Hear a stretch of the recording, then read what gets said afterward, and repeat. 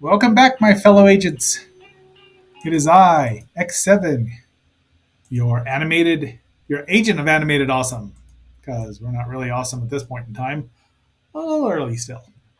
However, today is Monday, and that is Cartoon Monday or Mation Monday. Animation Monday. That could work a little better.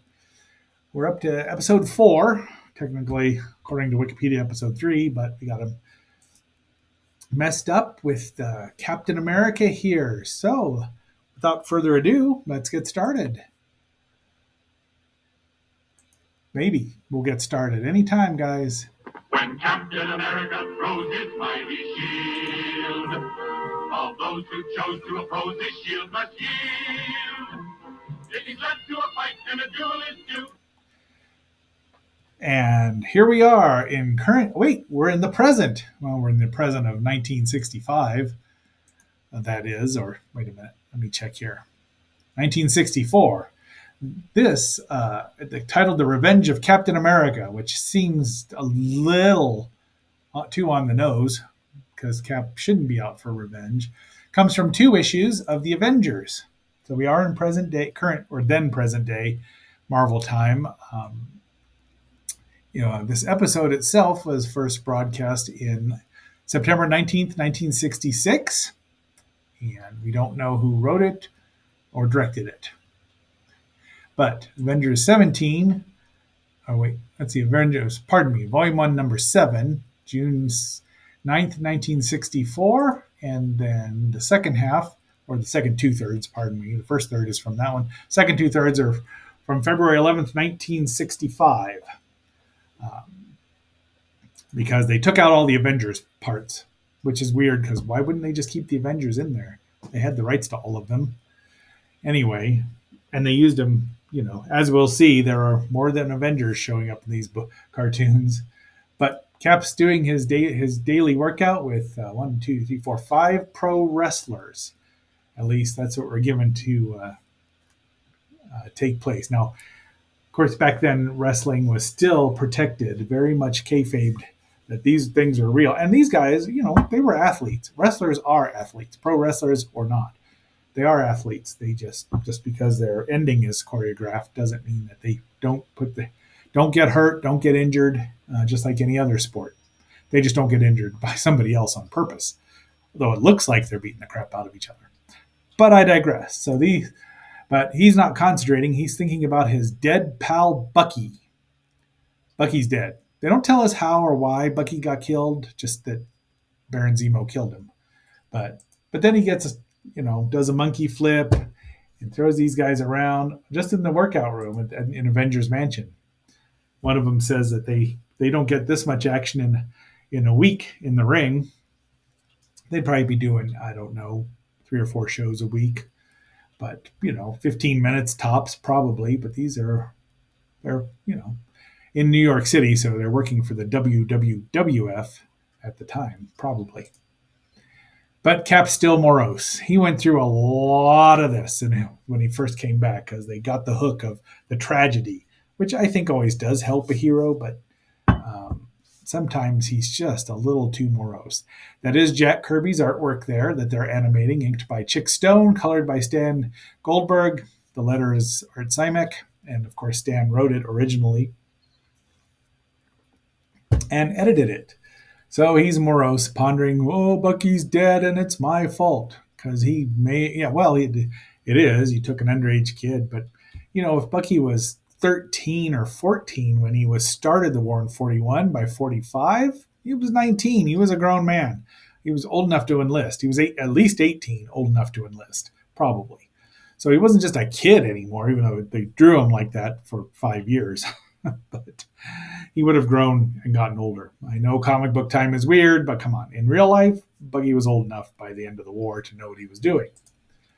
Rick Jones is here. Now, you may remember Rick Jones from such comic book series as The Incredible Hulk, The Avengers, Captain America, Captain Marvel, Marvel's Captain Marvel, the third Captain Marvel. Pardon me.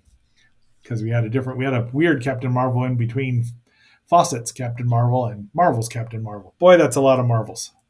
But here's Rick Jones at his second sidekick, wanting to be Cap's sidekick. And Cap says, "No, take it off.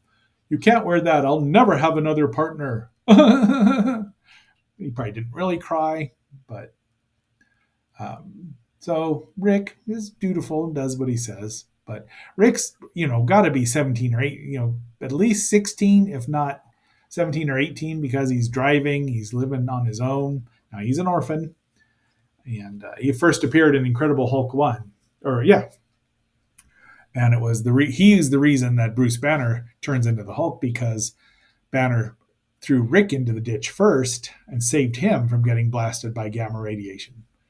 Something that's been missing in all of the Hulk adaptations from television, well, except for we might review the Hulk series at some point in time, just to watch the Jack Kirby art go to Steve Ditko. But be that as it may, Rick was the cause. Banner heroically gave himself up to take the blast. That didn't happen in the movies or the television show.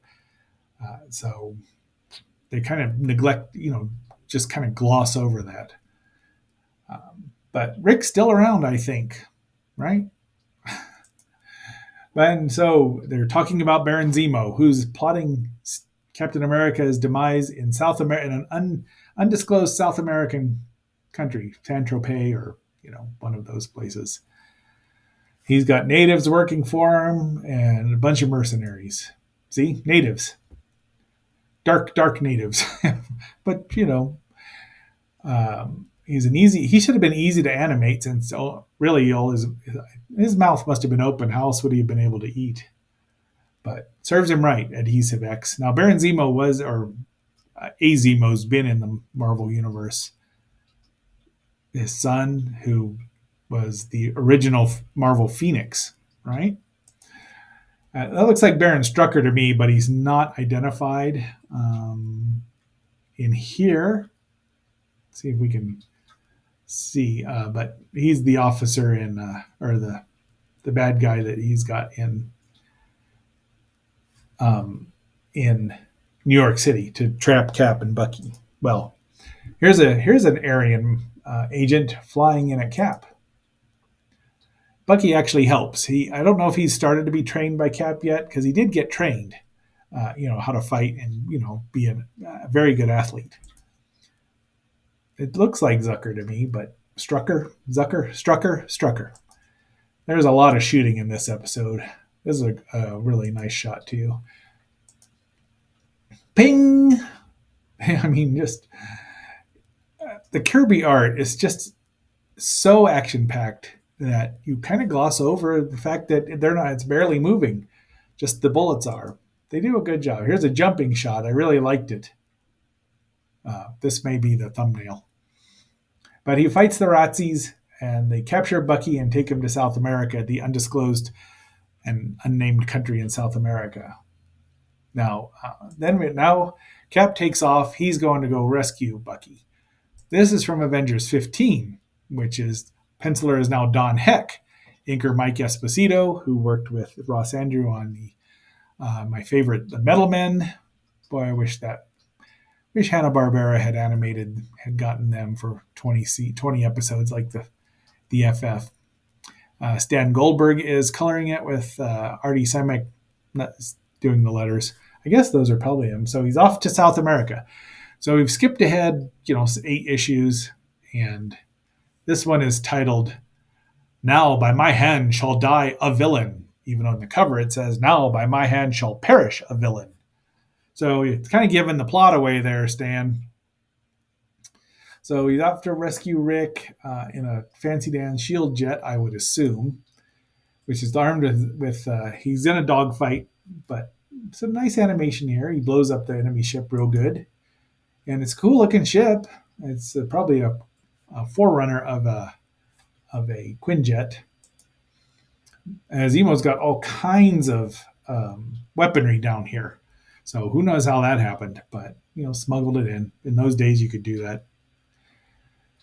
They didn't care if they were destroying the country or side or anything. But Cap blows them all up with his missiles there.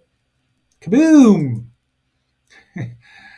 This has to be a new drawing because that doesn't look like anything that Don Heck or Jack Kirby ever do to me. But and I'm sorry, but this just made me laugh when I saw it, and it looks like Cap's a goner in more ways than one. His stars and stripes are in a heap of danger, aren't they? Fortunately, it's just a gas bomb. Nemo's happy. That's thinking Cap's dead because it's gas. There's a lot of gas. Cap gets gassed a lot, or gets gas a lot. Who knows? Fortunately, he ends up falling, but he angles his shield down and lands on it. Now remember, this shield is not made of vibranium. I'm pretty sure vibranium existed, but this was a metallurgical accident. Later retconned to be proto-adamantium mixed with vibranium, which I always liked. I mean, geez, what's going to stop that particular shield? Nothing. Because if it is vibranium, why would it bounce all over? It would just absorb the vibration and fall onto the ground, right? See, well, I know you can't put a lot of logic in things. If you question why Cap's shield is bouncing all over the place and returning to him, well, you're just never going to have any fun in these movies or cartoons. Another great shot here, almost a stereotypical superhero landing. And he wipes out some of the armed natives. Then he falls into Zemo's tiger trap. A lot of tiger traps recently. But he climbs right back out. They just give him plenty of time. Now, I've read these comic books, and I don't remember them all. I do know how it ends. That's also when in a couple of issues when they return from South America and have to, find 3 new Avengers. I don't think they did that. No, maybe they do. We'll find out. He's going to use the Vibra gun or some weird thing, I don't know, to wipe out Castle Zemo in South America. More gas. It looks like more gas, but that's just smoke. Rick has been freed and just stayed there on top of there and open. Anyone could have shot him. And then the mercenaries show up. Cap beats them real easily because they're mercenaries. They're going to leave if they're not getting paid. And Zemo, there's another. This is a reused shot from the same episode of the Vibra gun. Bucky jumps in and lands and beats up some of these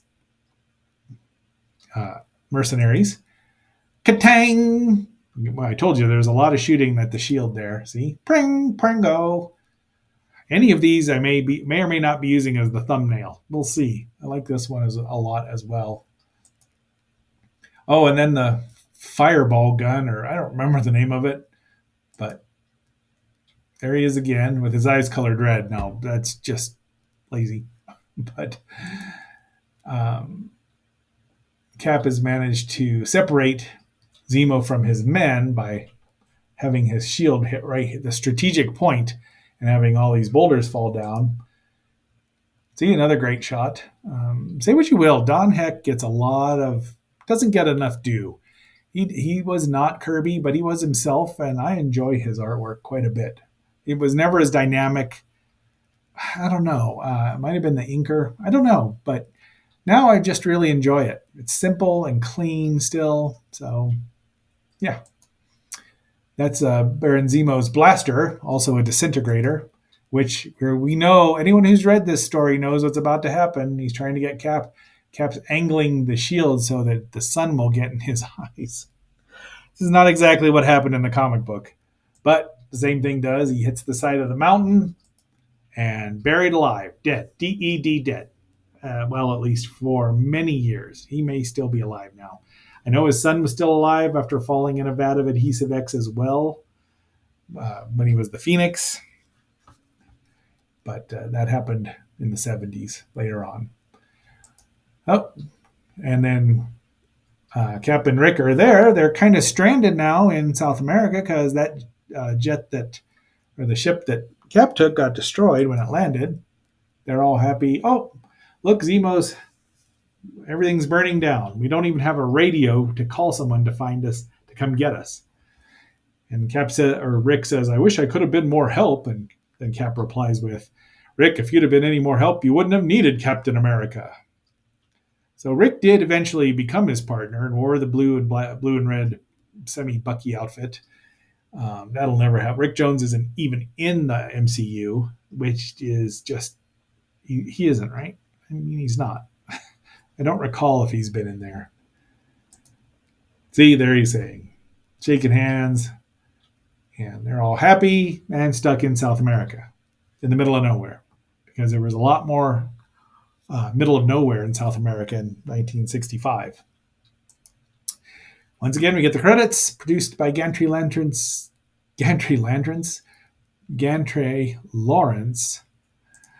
and the credits roll. Oops, that's not the credit I want. This is the one. And the red and the white and the blue will come through when Captain America throws his mighty shield. So there you go. That's our episode for today. It moves along really quickly. They're only 17. It's 3 parts, 17 minutes. I wish I'd have seen these as a kid. I'd have loved them because I'd have been like, I didn't get to read these stories, but by 1970, when I was actively watching cartoons, most here in Fossil Bed, we did not get a syndicated package of anything. We did get Gigantor, Marine Boy, and Prince Planet, but that was gone by 70 because I barely remember those. Batman and the Green Hornet were gone. I was starved for anyway, but I digress. All right, my fellow agents, the trailer coming up at the end is, I hope, to be tomorrow's episode. I'm going to try to do that. But until our next assignment, keep your shield always at hand, because you never know when a duel come due.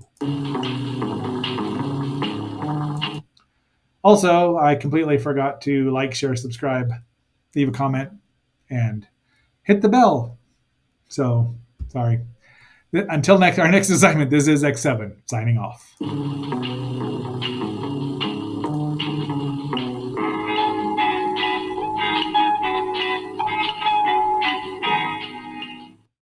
Come travel with these 4 adventurous boys as they explore the past in an exciting expedition that takes them 300 million years back through the ages in their journey to the beginning of time.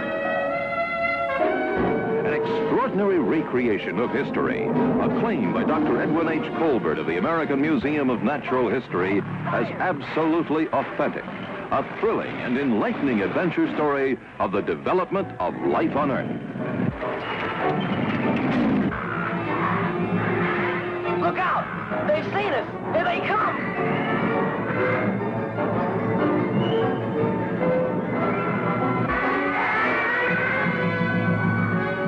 Watch out! Why, that was close! We didn't have to worry anyhow. It says here in my notes that they only eat fish. Oh, sure. That's because they never tasted a boy before. See the Stegosaurus, the Trachodon, the Brontosaurus, the Mammoth. All of them, and many other amazements of the past, come spectacularly alive in this fantastic film, Journey to the Beginning of Time.